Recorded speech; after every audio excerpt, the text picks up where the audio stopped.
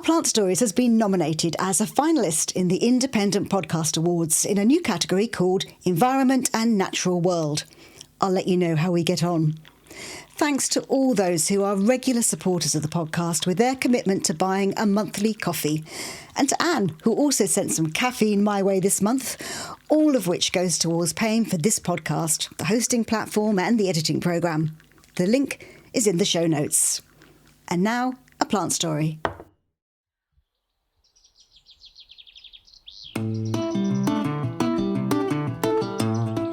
Welcome to a bonus episode of Our Plant Stories. And we're talking dahlias. So even in one seed head, let's say from one seed head you collected 20 seeds from a single seed head, that would produce 20 completely unique and individual plants. And that is the joy of it from my point of view. Every morning during the summer I will come out and inspect the beds, normally in my dressing gown and slippers, and look for that Christmas moment of, oh, look at you! And, it's just Christmas every day.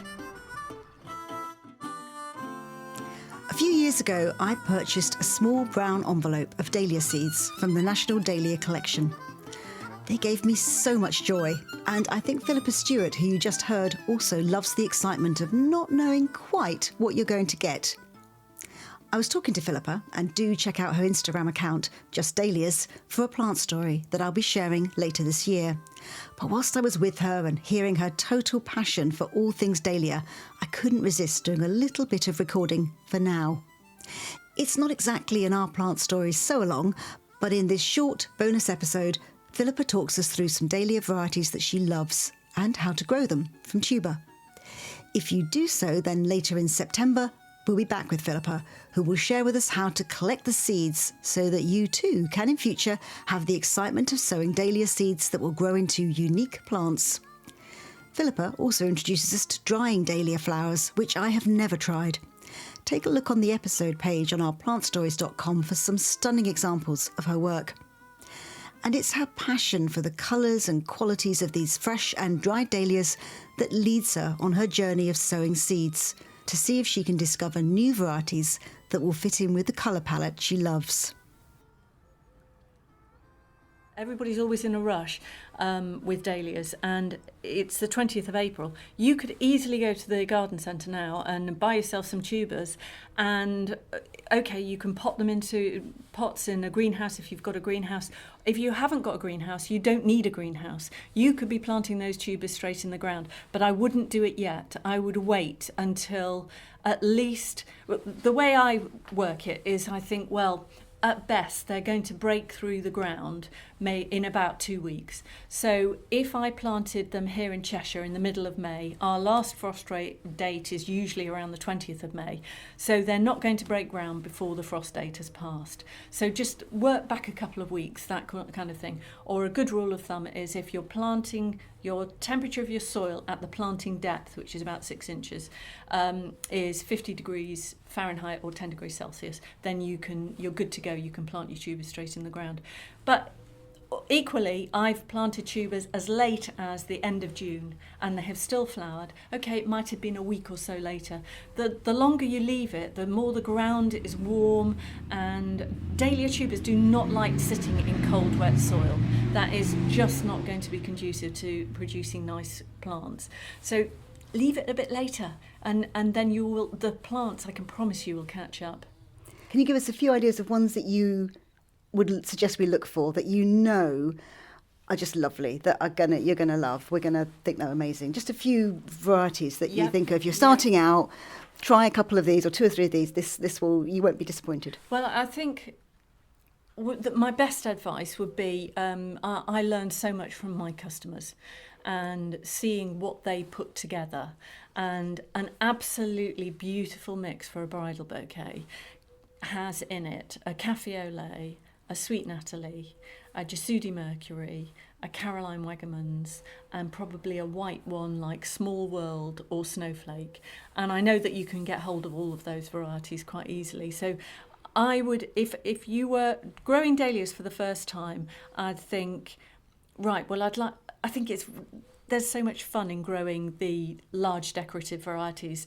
They're also known as dinner plate varieties, but the dahlia growers experts don't like them being called dinner plate variety. Apparently it's an Americanized term.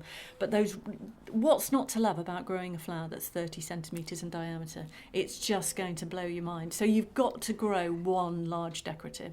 And I would say I grow very few large decoratives these days because most of my clients are wedding florists and they find them a large flower quite dominant in a bouquet, so they don't need them. And plus they tend to be very susceptible to weather damage because they're such big heads. But ones that I've grown that I can highly recommend, you've got to grow Café au lait. Now, I mean, I know it's a cliche and probably it's the one dahlia everybody's heard of, but it is incredibly robust. I grow it out here and it's always outside. Regardless of the weather, I find it gets minimal petal damage from wind and rain and whatever. It's a very robust flower and it's a beautiful colour and a beautiful shape. So that's one I would recommend. Caroline Waggerman's.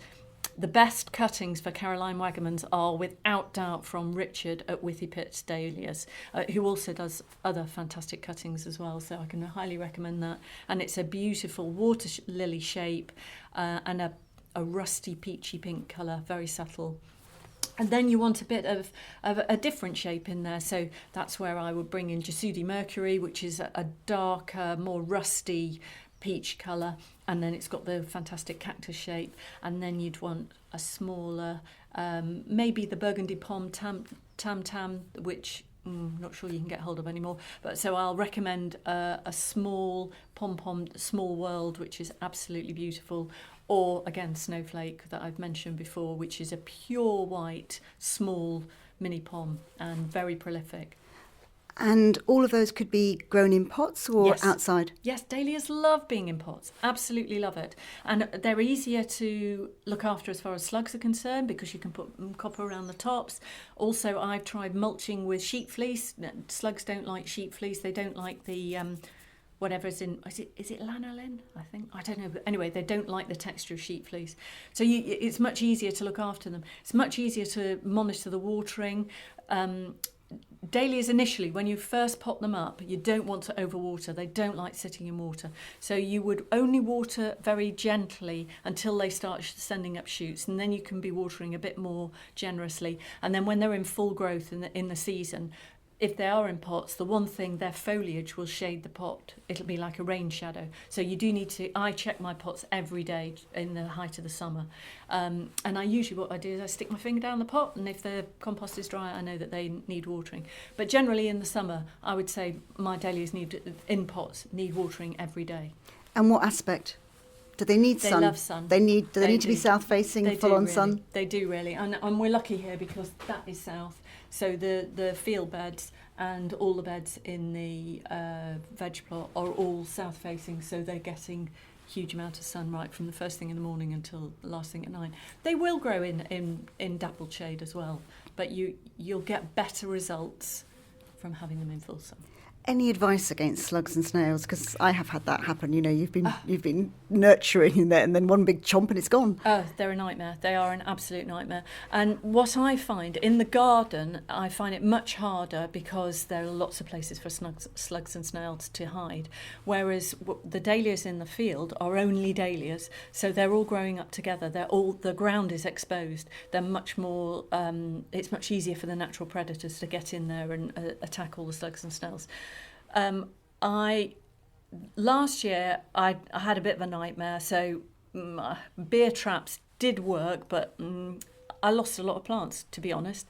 But when I was giving a talk in the Lake District, there was a lady, and I can't remember her name, which I'm appalled about, but she had one of the national collections of hostas. Now, there's no other plant that gets decimated more by slugs and snails than hostas. And she said to me she uses a garlic spray, and you have to do it. But she said the only thing is that people don't persist with it. You have to do it she said at least once a week. and it's a recipe that I just got off the internet. I think you use 2 bulbs of garlic. It's easy to Google, and you boil it up, and that makes a concentrate, and then I think you dilute it to 1 to 10. And she said she sprays that on her hostas every week, so that is what I'm going to be doing this year. And I don't mind, I can go out with my knapsack sprayer at. It's a lovely, one of my favourite times in the field is just as the sun's going down. So I'll be there, stinking of garlic, wafting up and down the lines, and I'll definitely be using that. Well, that's funny you say that, because in the last series we interviewed Vicky Meads, who has a fantastic, has won gold medals at Chelsea and Malvern, and she has this wonderful collection of hostas. And that is what she has. She has a garlic spray. So the recipe is on the website under the Hosta episode. Oh, and I have made it. I didn't do it last year and suffered. This year, my entire kitchen absolutely smelt of garlic spray. Yeah. And I have it not in a glass bottle. It has to be in a plastic bottle. Right. I have been doing that on my hostas. Oh, well, it's there we go. Wonderful. And it made a real difference. Real difference. Fantastic. So, yeah. That's... And the other thing I would say as well, that leaving the planting later... I think I was telling you earlier, I found a tuber that I'd left on the side, and once I did actually plant it in July, it grew 4 foot in 4 weeks. Well, if you plant your tubers later when the ground is nice and warm and the air temperature is much better, they are going to grow like triffid, I promise you. When you put a tuber in the ground and you're sat there waiting for it to come and you think, oh, this is taking forever. But the later you plant it, the more they're just going to get going, and they will bolt through any slug damage. I had a variety last year called Labyrinth, which got decimated by slugs, and I always have backup plants somewhere. So I remember walking past it in the field and thinking, oh, I'll have to replace that. I'll just pop another plant in. Because that's the other thing I do. I have backup plants just to plug gaps. And it completely forgot about it. Came back to it a week later. It had bolted through the slug damage, and that plant, actually, the slugs must have naturally pinched it out. It was the most beautiful habit that year, and it had grown through it. So, yeah, I recommend garlic spray, beer traps if you want to as well, and then there's the hunting with relocating with a torch at night. That's very effective. But yes, if you plant your dahlias in the garden right next to a box plant, for instance, where the slugs can have a lovely time hiding in there and then whip out just as you've gone to bed, then yeah, you're going to have issues. But where do dahlias come from? Mexico, which is really weird, because when we had when was it? I think it was during COVID, when we had that terribly hot summer and we had no rain at all. I remember all the wedding venues had brown soil and they didn't have grass. And all the dahlias here were going, oh no, this is far too hot. We don't like this at all. And I was walking up and down the beds going, come on you lot, you come from Mexico, for heaven's sake. But I think they grow up in the mountainous regions, so they're getting much more of a variety. Okay, it'll be intense heat during the day, but then it'll come right down to colder temperatures in the evening. And I presume they're getting water, because I did have to water mine during the intense heat.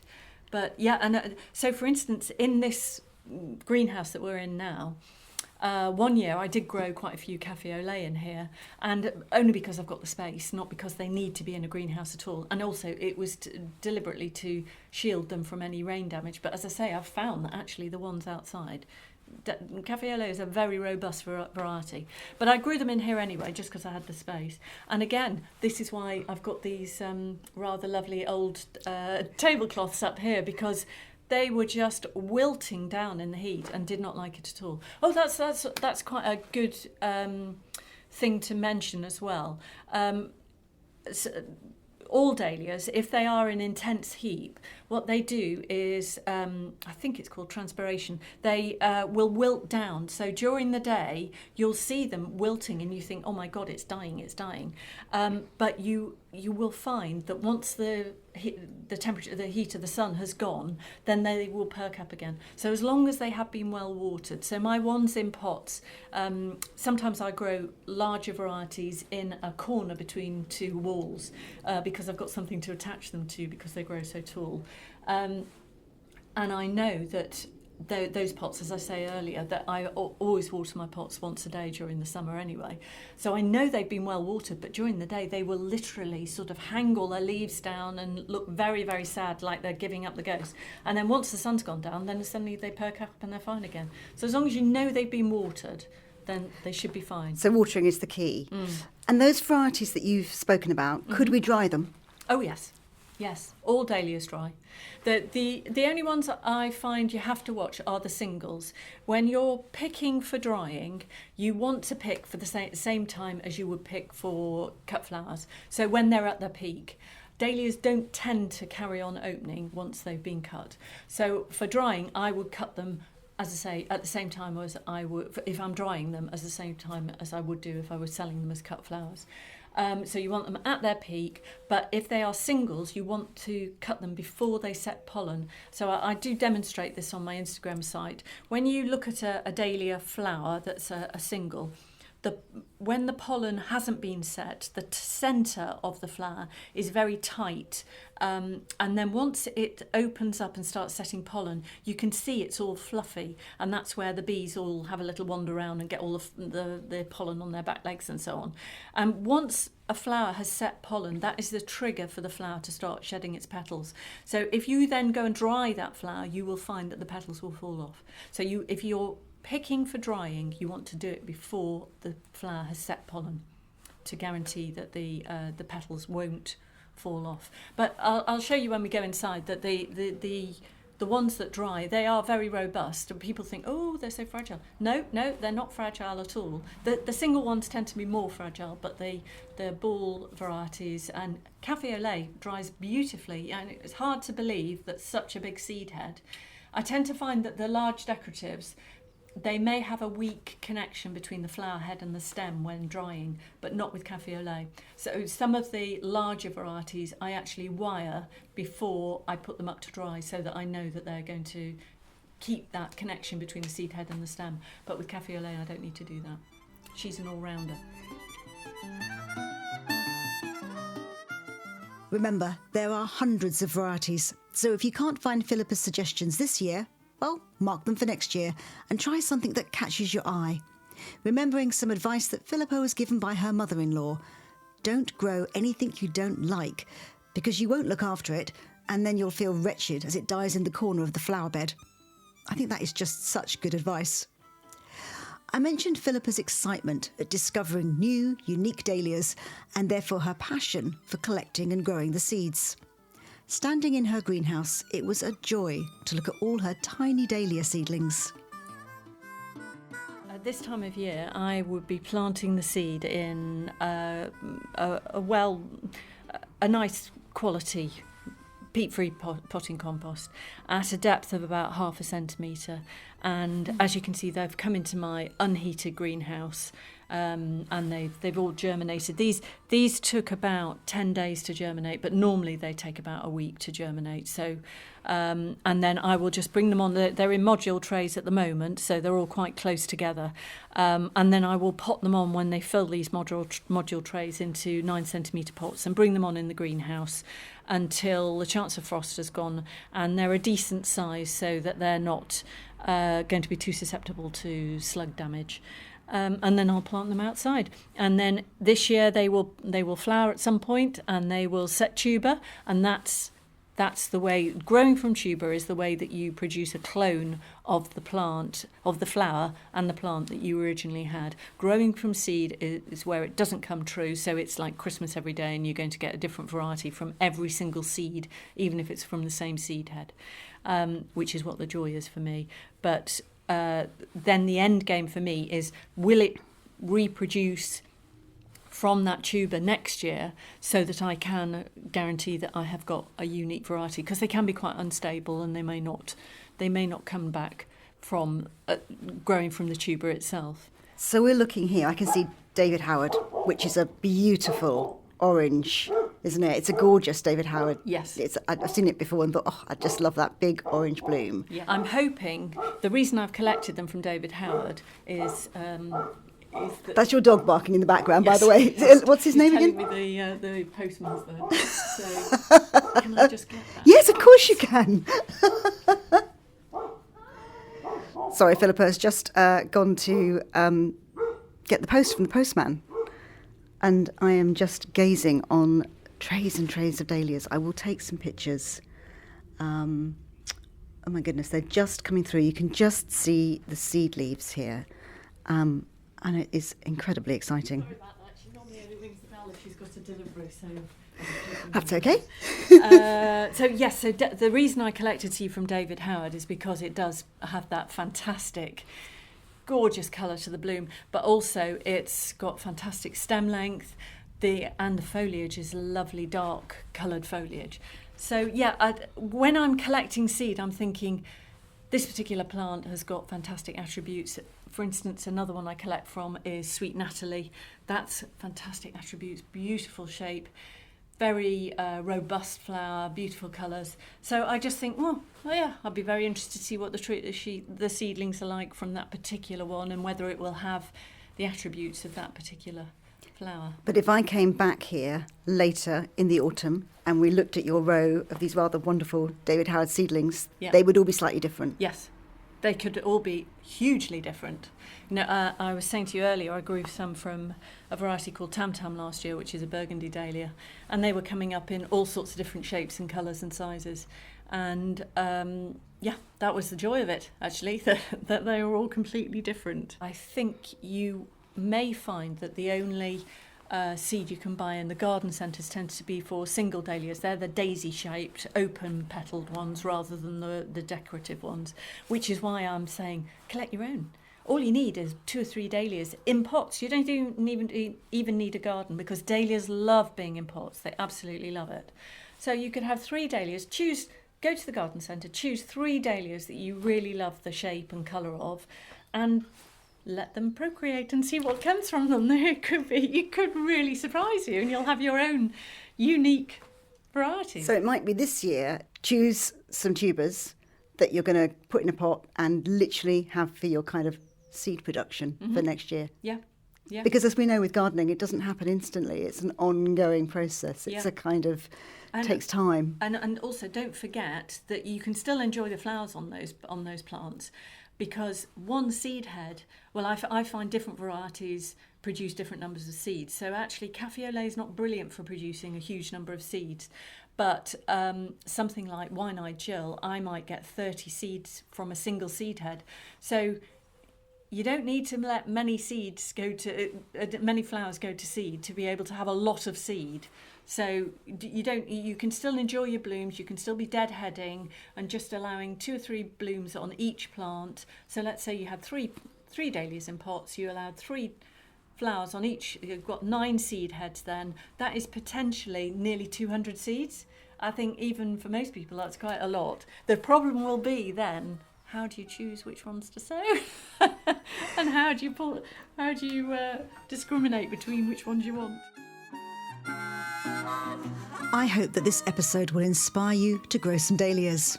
Cafe au lait is on my wish list, and Philippa has given me a few of her seeds to try growing this year. Next year, we could all be doing this.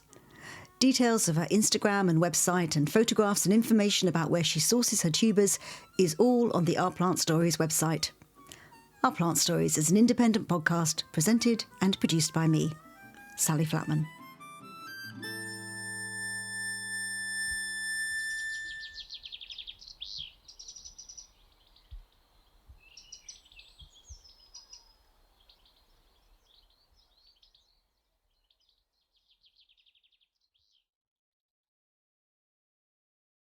Thank you for listening. If you want to show your support for this podcast via Buy Me a Coffee, then the link is in the show notes or on the website ourplantstories.com. I promise you, your virtual coffee will go towards the podcast, not plants.